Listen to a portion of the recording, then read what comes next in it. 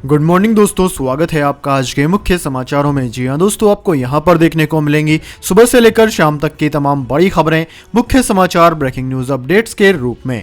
तो दोस्तों, आप सभी लोगों से रिक्वेस्ट है इस वीडियो को ज्यादा से ज्यादा लाइक और शेयर करें। तो दोस्तों, सीधे चलते हैं आज की पहली बड़ी खबर की ओर। किसान महापंचायत में राकेश टिकैत बोले, एमएसपी पर कानून बनाने के बाद ही खत्म होगा आंदोलन। जी हां दोस्तों, एमएसपी नहीं तो आंदोलन वही, यही अब संयुक्त किसान मोर्चा का नया नारा है और इसी नारे के तहत किसान नेताओं ने सरकार पर नए सिरे से दबाव बनाना शुरू कर दिया है। 3 कृषि कानूनों की वापसी के ऐलान के बाद किसान महापंचायत के नाम पर पहली मोर्चेबंदी लखनऊ में हुई। इस रैली में राकेश टिकैत ने कहा कि एमएसपी पर कानून बन जाएगा तो धरना समाप्त हो जाएगा, उसके बाद अन्य मुद्दों पर कमेटी बनाएंगे। सरकार पहले भी एमएसपी पर फसलों की खरीद करती रही है, लेकिन एमएसपी को लेकर देश में कोई कानून नहीं है, इसलिए किसान संगठन चाहते हैं कि इस पर कानून बने।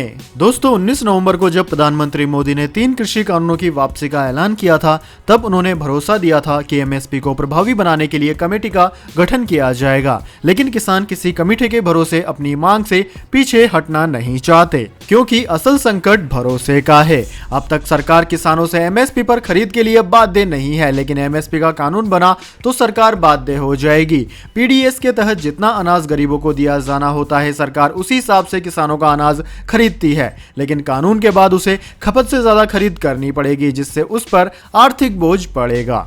इसके बाद दोस्तों, अगली बड़ी खबर, वीर चक्र से सम्मानित किए गए पाकिस्तान के F-16 विमान को मार गिराने वाले अभिनंदन वर्धमान।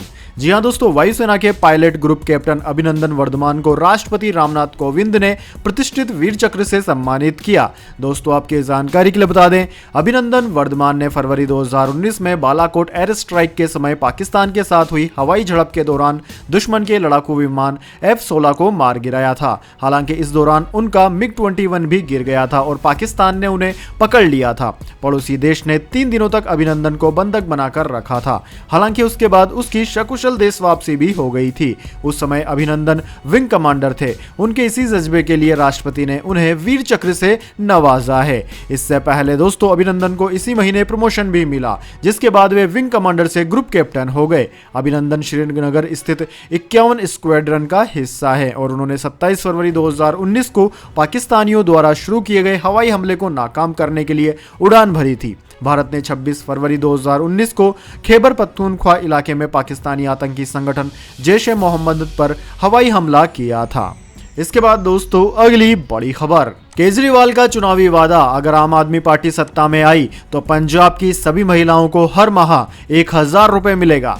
जी हां दोस्तों, आम आदमी पार्टी के राष्ट्रीय संयोजक और दिल्ली के मुख्यमंत्री अरविंद केजरीवाल ने सोमवार को कहा कि अगर 2022 में होने वाले पंजाब विधानसभा चुनाव में उनकी पार्टी सत्ता में आती है तो पंजाब में 18 साल से ऊपर की सभी महिलाओं को 1000 रुपए दिए जाएंगे। मोगा में केजरीवाल ने कहा कि अगर हम 2022 में पंजाब में सरकार बनाते हैं तो हम राज्य की हर महिला को जिसकी उम्र 18 साल से अधिक है 1000 रुपए प्रति माह देंगे। उन्होंने आगे कहा, अगर किसी परिवार में 3 महिला सदस्य है तो प्रत्येक को 1000 रुपए मिलेंगे। यह दुनिया का सबसे बड़ा महिला सशक्तिकरण कार्यक्रम होगा। केजरीवाल अपने मिशन पंजाब की शुरुआत करने के लिए राज्य के 2 दिवसीय दौरे पर हैं। उन्होंने आगे कहा कि मैं पिछले कुछ दिनों से देख रहा हूं कि आजकल पंजाब में एक नकली केजरीवाल घूम रहा है। मैं पंजाब में आकर जो भी वादा करके जाता हूं वो 2 दिन बाद वो ही बोल देता है, लेकिन करता नहीं है क्योंकि नकली है। इसके बाद दोस्तों, अगली बड़ी खबर, नवजोत सिंह सिद्धू ने कहा, मरते दम तक राहुल गांधी और प्रियंका गांधी के लिए वफादार रहूंगा। महिला आरक्षण पर कही बड़ी बात। जी हां दोस्तों, पंजाब कांग्रेस अध्यक्ष नवजोत सिंह सिद्धू ने सोमवार को कहा कि बीते 4.5 साल में जो काम नहीं हुआ था वह पिछले 3 महीनों में हुआ है। इसके साथ ही उन्होंने उत्तर प्रदेश की तर्ज पर पंजाब में महिलाओं के लिए 50% आरक्षण की वकालत की। लुधियाना में एक जनसभा को संबोधित करते हुए सिद्धू ने कहा कि 3 महीने में जो काम हुआ वह पिछले 4.5 साल में नहीं हुआ था। मैं मरते दम तक राहुल गांधी प्रियंका गांधी के प्रति वफादार रहूंगा। यूपी में प्रियंका गांधी ने 2022 के चुनाव में महिलाओं के लिए 4 45% आरक्षण की घोषणा की है। मैं कहूंगा कि हमारे पंजाब मॉडल में 50% कोटा दिया जाना चाहिए। किसानों को दी जाने वाली सब्सिडी को लेकर सिद्धू ने आम आदमी पार्टी के राष्ट्रीय संयोजक और दिल्ली के मुख्यमंत्री अरविंद केजरीवाल पर निशाना साधा। उन्होंने कहा कि हम किसानों को 8,000 करोड़ रुपए की सब्सिडी दे रहे हैं, बताओ कौन सा राज्य इतनी सब्सिडी दे रहा है। अरविंद केजरीवाल जी पूछें कि वह किसानों को कौन सी सब्सिडी दे रहे हैं। इसके बाद दोस्तों अगली बड़ी खबर, जोजिला टनल ट्यूब की खुदाई का काम हुआ पूरा, पानी रिसने की वजह से था चैलेंजिंग। जी हां दोस्तों, जम्मू कश्मीर से लेह लद्दाख तक ऑल वेदर रोड के लिए बनाई जा रही जेड मोड टनल की ट्यूब 2 की खुदाई का काम सोमवार को पूरा हो गया। इसका काम अक्टूबर 2020 में शुरू हुआ था।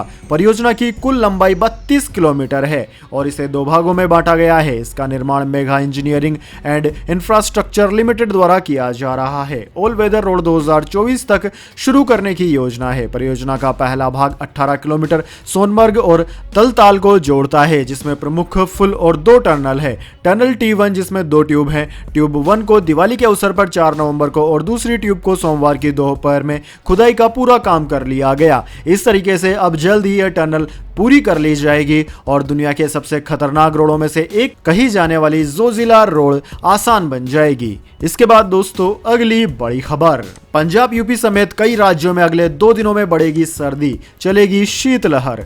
जी हां दोस्तों, मौसम विज्ञान विभाग यानी कि इंडियन मेट्रोलॉजी डिपार्टमेंट ने सोमवार को कहा कि पंजाब, हरियाणा और राजस्थान में अगले 2 दिनों तक शीतलहर जैसे हालात पैदा हो सकते हैं। विभाग का कहना है कि इन राज्यों में अगले 2 दिनों में न्यूनतम तापमान 10 डिग्री सेल्सियस से कम रह सकता है या फिर सामान्य तापमान से 4.5 डिग्री तक कम रह सकता है। दरअसल दोस्तों, मैदानी इलाकों में जब तापमान 4 डिग्री सेल्सियस तक कम हो जाता है तो उसे भी शीतलहर जैसे हालात घोषित कर दिए जाते हैं। दरअसल अगले लगभग 1 सप्ताह तक कोई भी बड़ा पश्चिमी विक्षोभ पश्चिमी हिमालय क्षेत्रों को प्रभावित नहीं करेगा। इस कारण उत्तर पश्चिम दिशा से ठंडी हवाएं बिना अवरोध के चलती रहेंगी।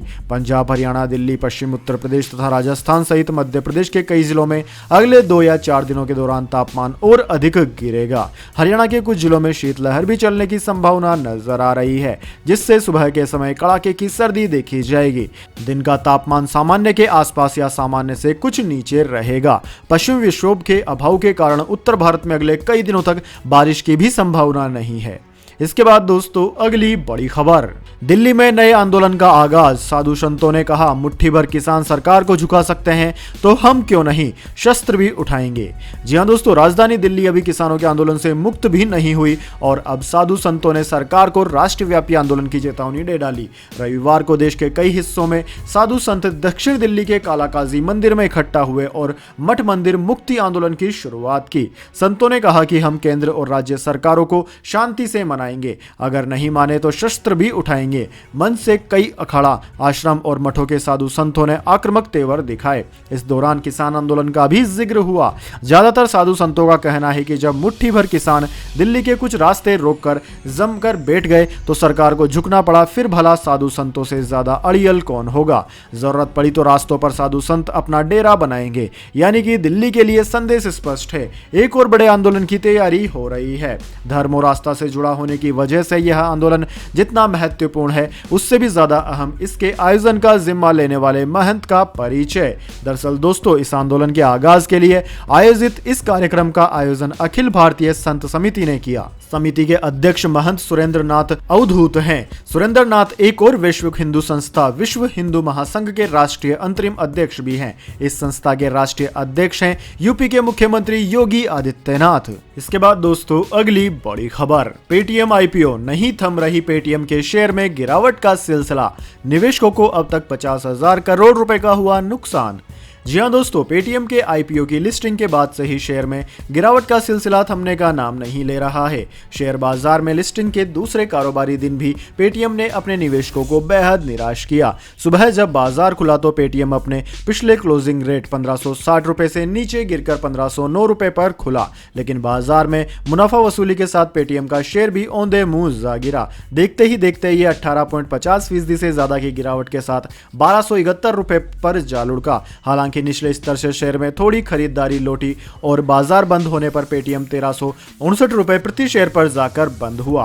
पेटीएम का मार्केट कैपिटलाइजेशन भी 1 लाख करोड़ रुपए से नीचे चला गया और ये 88,139 करोड़ रुपए रहा। इसके बाद दोस्तों अगली बड़ी खबर, खुशखबरी, बढ़ सकती है रिटायरमेंट की उम्र और पेंशन की राशि, सरकार कर रही है विचार।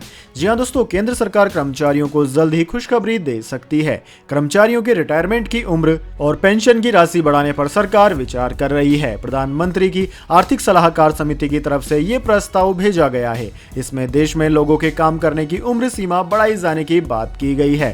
साथ ही प्रधानमंत्री की आर्थिक सलाहकार समिति ने कहा है कि देश में रिटायरमेंट की उम्र बढ़ाने के साथ यूनिवर्सल पेंशन सिस्टम भी शुरू किया जाना चाहिए।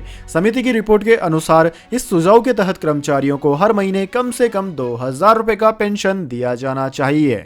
दोस्तों आपकी जानकारी के लिए बता दें, आर्थिक सलाहकार समिति ने देश में सीनियर सिटीजन की सुरक्षा के लिए बेहतर व्यवस्था करने की सिफारिश की है। इसके बाद दोस्तों खबरों में आगे बढ़े, लेकिन उससे पहले मेरी आपसे एक छोटी सी रिक्वेस्ट है। अगर दोस्तों आपको अभी तक हमारी न्यूज पसंद आई है तो इसे एक छोटा सा लाइक जरूर दे दें, और अगर आपको पसंद नहीं आई है तो बेशक आप डिसलाइक भी कर सकते हैं।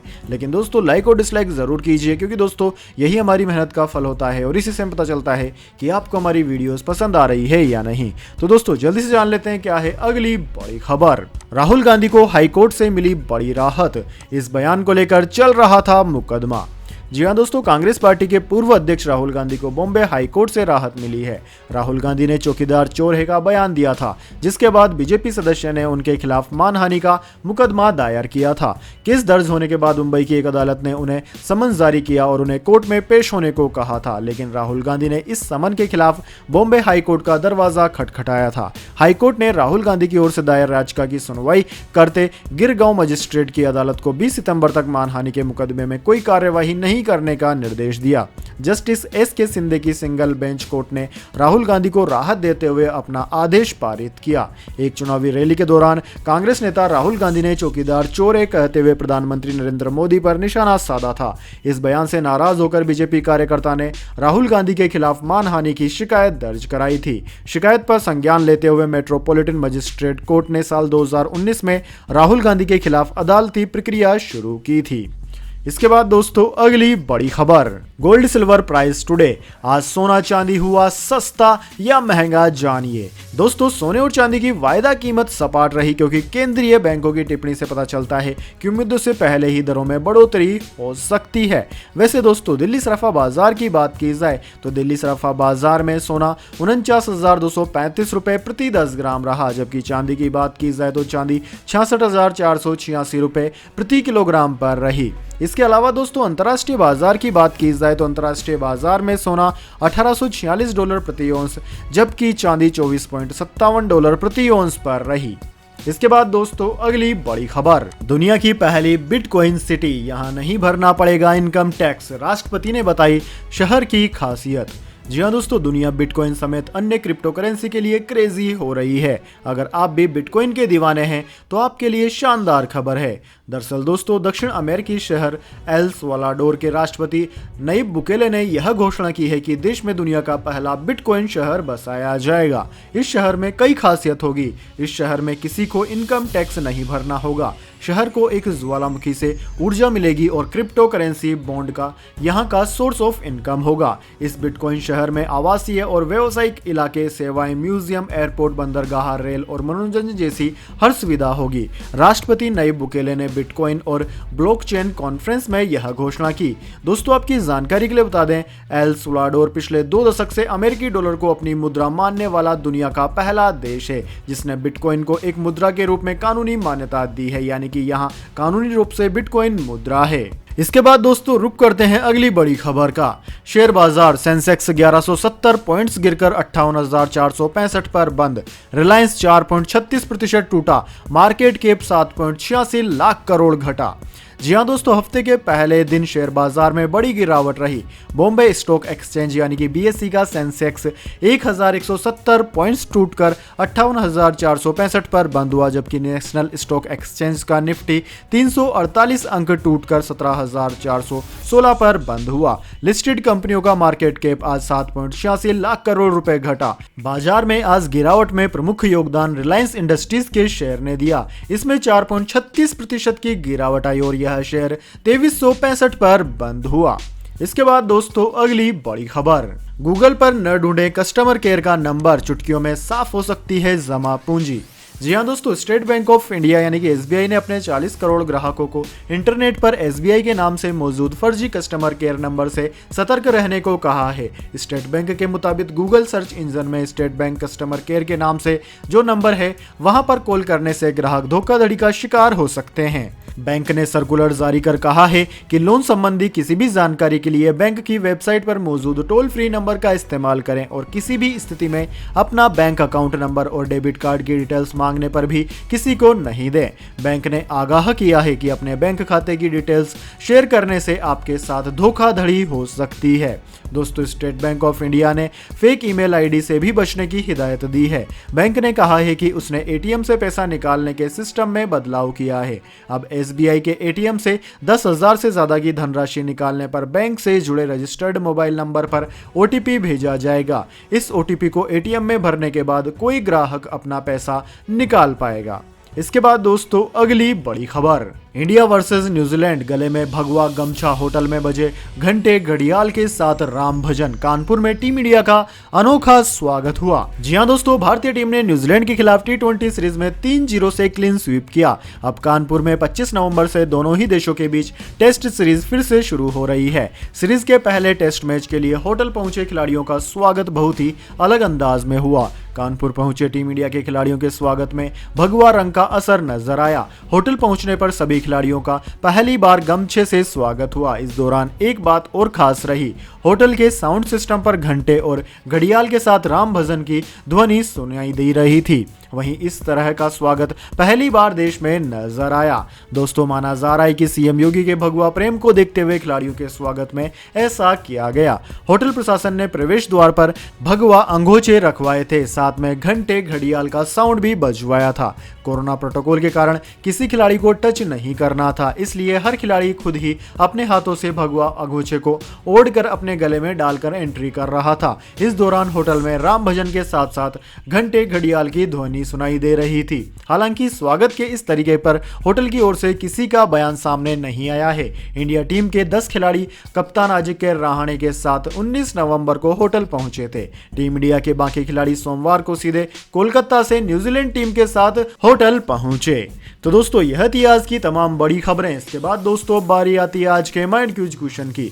जी हां दोस्तों, एक आसान से सवाल का जवाब देकर आप जीत सकते हैं एक अमेजिंग सरप्राइज गिफ्ट हमारे यूट्यूब चैनल की ओर से। तो दोस्तों, आज का सवाल आपकी स्क्रीन पर आ चुका है। भारत की आर्थिक राजधानी यानी कि फाइनेंशियल कैपिटल कौन से शहर को कहा जाता है? जी हां दोस्तों, अगर आप जानते हैं इस सवाल का जवाब तो जल्दी से कमेंट बॉक्स में लिख दीजिए। अगर दोस्तों आपका जवाब होता है एकदम सही और आप चुन ले जाते हैं लक्की विजेता के रूप में, तो आपको मिल सकता है एक अमेजिंग सरप्राइज गिफ्ट हमारे यूट्यूब चैनल की ओर से। तो दोस्तों, जल्दी से अपना उत्तर कमेंट बॉक्स में लिख दीजिए, वीडियो को लाइक कर लीजिए और चैनल को सब्सक्राइब करके बेल आइकन भी दबा लीजिए। धन्यवाद। वंदे मातरम। जय हिंद, जय भारत।